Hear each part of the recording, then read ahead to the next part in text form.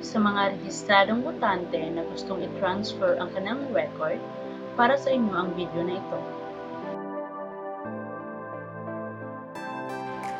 Type irehistro.comelec.gov.ph on Google.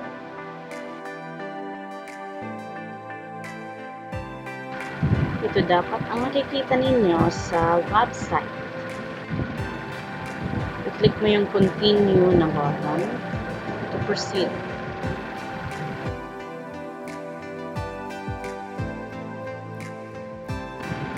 So these are the steps for online registration. Step 1. Type of application. Mamimili ka kung anong transaction ang gagawin mo. Registration. Ito ay para sa mga hindi pa nakapag-rehistro. Kung ikaw ay edad 18 pataas, pwede ka nang magparehistro para bumoto. Transfer of registration record. Ito naman ay para sa mga rehistrado na lumipat ng ibang lugar at doon na maninirahan. Kailangan mong i-transfer ang iyong record para makapagboto.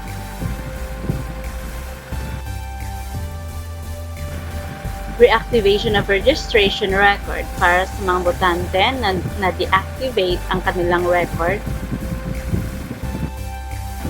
Change of name due to marriage or court order or correction of entries in the voter's registration record. Ito naman ay para sa mga botante, lalo na sa mga kababaihan na nagpakasal at gustong baguhin ang kanilang apelyido, at para din sa mga botante na gustong ipatama ang maling spelling or kung may kulang sa kanilang impormasyon sa record. Inclusion of records in the Book of Voters or reinstatement of name in the list of voters. At panghuli, ito ay para sa mga botante na yung record ay na-remove sa Book of Record at sa mga botante na na-remove sa list of voters.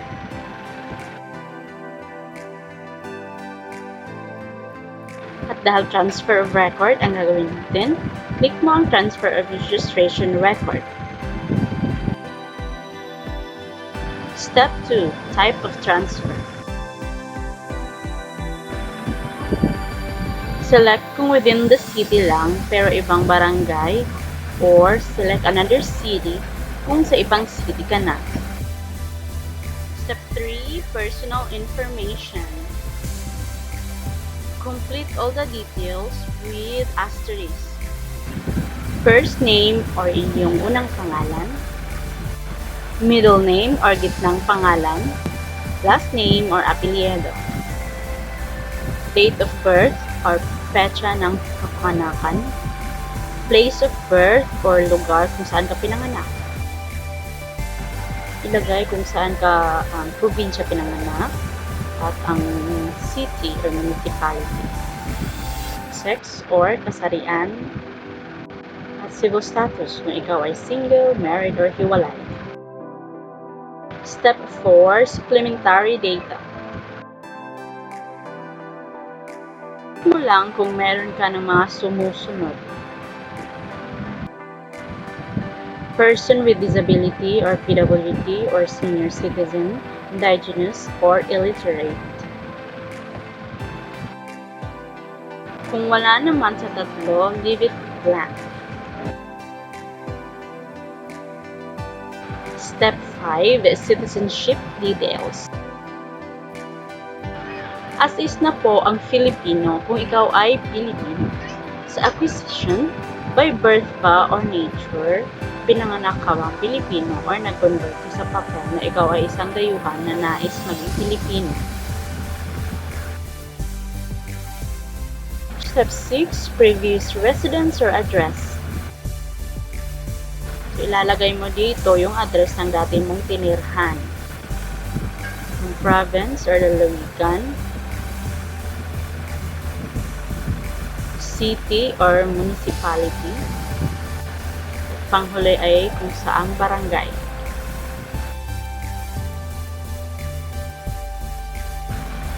Step 7. New residence or address. Ilalagay naman dito ang address ng bago mong tirahan. Mamili kung saang probinsya o lalawigan. city or municipality, barangay, at iba pang detalye ng inyong address, katulad ng house number at street. Ilagay din dito kung ilang years at ilang months ka na nakatira sa bago mong tirahan. Step 8. Set an appointment. Set an appointment for biometrics capture and form submission.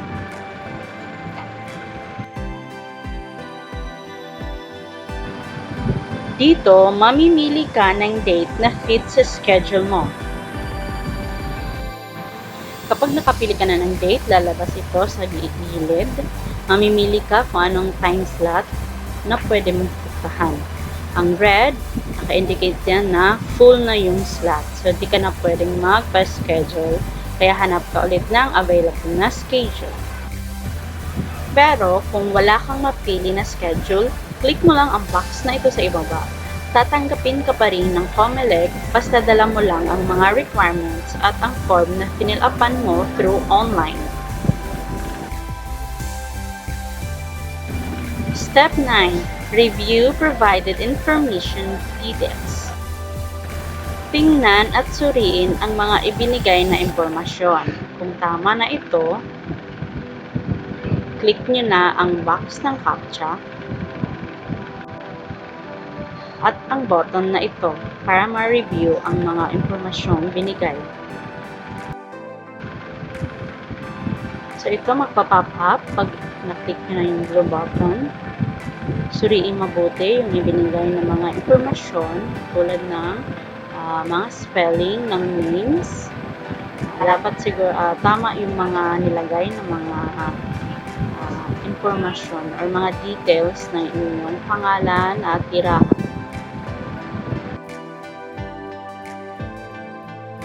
Basahin at suriin at intindihin ang nakasaad sa Data Privacy Notice at mga instructions.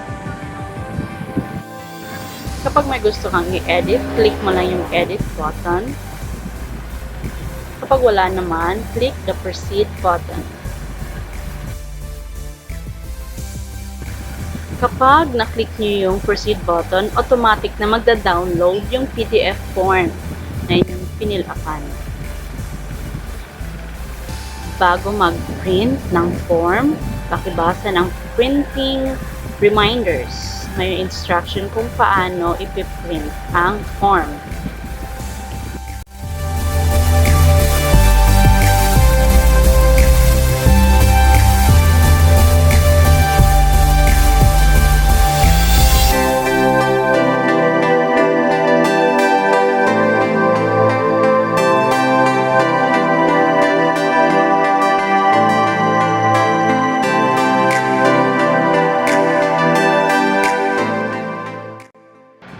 Reminder: things to remember before going to any branches of Comelec.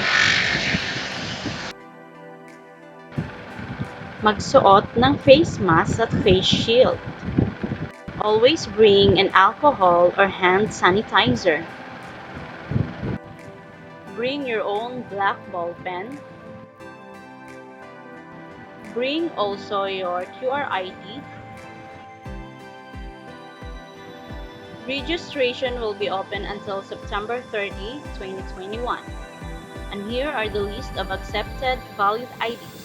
PhilHealth ID, NBI clearance, driver's license, PIN ID, SSS or GSIS ID, PRC license, birth certificate, and marriage contract. For students, school ID and birth certificate, and cedula and police clearance will not be honored. Tara na at magparehistro na!